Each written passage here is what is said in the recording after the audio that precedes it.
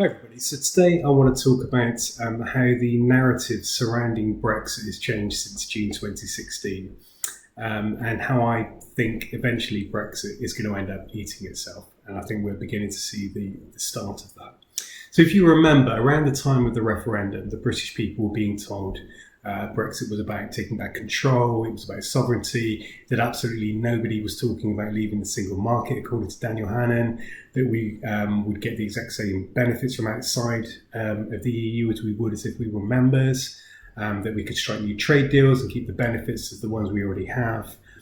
That there would be more money to spend on the NHS, it'd be the easiest deal in history. The list goes on and on. Now, fast forward to now, and we see all of these promises were at best delusional and at worst out and out lies. Now, I know people will say, yeah, but the Remain side lied as well. And that may well be the case, but there is a big difference, I think. So firstly, the Brexiters were the people that proposed that we leave the European Union. And these lies are lay at the very core of that proposition. So their lies are the very foundation of the proposition for us to leave the European Union and why we should leave the European Union. But secondly, even if the Remain side did lie, then all you're basically saying is that both sides lied. That makes the whole thing even more farcical and even more ridiculous. So, you can't really win with that argument. Anyway, I digress. And so what I'm trying to get at is the core of why Brexit is failing and why I believe in the end it's going to eat itself. So in politics, it's really unwise to paint yourself in a corner and then use increasingly extreme rhetoric to limit your options further. The wise thing to do is to allow yourself enough room to adjust your position as new realities emerge. And now that doesn't mean reversing your position. It means adjusting to accommodate new situations in order to achieve your end goal. However, since the day of the referendum, Farage and the other hard Brexiters they've kind of adopted a winner-takes-all stance in order to ensure their definition of a pure Brexit is muddled and conflated with what the British people actually voted for. It's an old trick, and you saw this with the Bolsheviks in the Russian Revolution. It's about seizing the narrative and implying that they are the ones who are standing up for the one true Brexit. They're the guardians, the custodians of the true Holy Grail Brexit. So that's all well and good, and it's pretty much it's wholly predictable given their inability to compromise. But what's now happened is the unicorn and idealistic thinking has collided with reality, something that was inevitably going to happen. Instead of trying to find a compromise to accommodate the 48% who didn't want to leave the European Union and the large percentage, the very large percentage of Leave voters that don't want a no-deal Brexit, they doubled down and they continue to double down, becoming ever more extreme in their rhetoric. Now, Farage and the UKIP and Brexit Party entryists in the Tory party membership have been able to hijack the Tory party and force it ever further to the extreme fringes of British politics. Now, they've been able to do this because the Tory party MPs are afraid of they're afraid of deselection, and they're afraid that the membership represents their constituents, and it doesn't in many cases. But they've been the UKIP and Brexit Party entries have been very successful in doing this. And Farage has been very successful in squeezing this from the Tories as well. And you can see this playing out in the leadership contest where Boris Johnson and Jeremy Hunt are trying to kind of out Farage, try and placate their support base.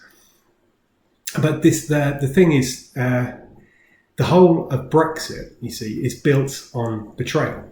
Betrayal is what it feeds on, its lifeblood, and absolutely any whiff of compromise is shouted down as betrayal.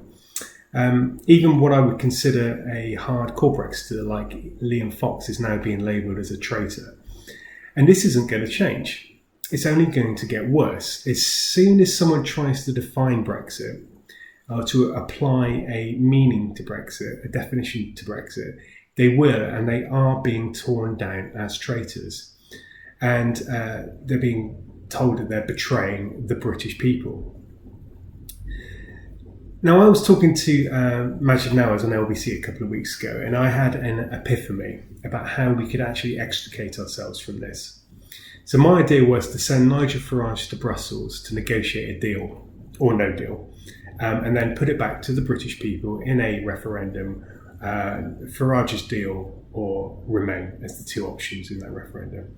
Because that would then allow Farage to prove that he's capable of delivering what the majority of the British people want. This is something that he continually claims to know and to understand.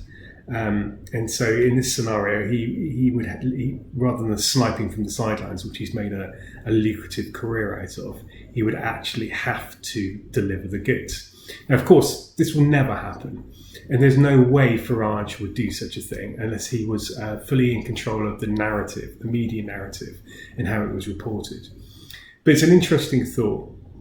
And then I realised even Farage, even if Nigel Farage came back with a deal, he would then be called a traitor and a betrayer of the British people. And that is how toxic and base this whole thing has got within the Brexit world circle. And that's why, as time goes on, this circle that encompasses true Brexit supporters, will become smaller and smaller, whilst at the same time alienating more and more people outside of it. And that's why I think it's inevitable that Brexit will end up simply eating itself. You have to remember, I sometimes forget this, but it's worth noting that outside of all of this Brexit talk, and all the while this is happening, more and more young people who simply don't care about petty nationalism. They don't care about British exceptionalism or some kind of false patriotism based on a dumbed down understanding of history and the hijacking of the achievements of greater generations that came before us. These young people will simply brush aside this whole ridiculous affair as they concern themselves with what really matters in the 21st century. And that is ensuring they have a planet that is inhabitable for them and for their children.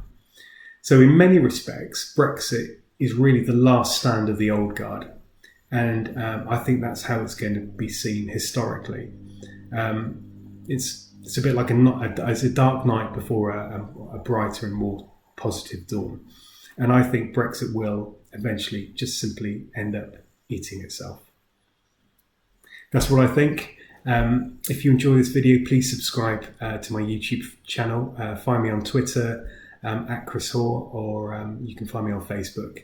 Thank you very much for watching. Take care.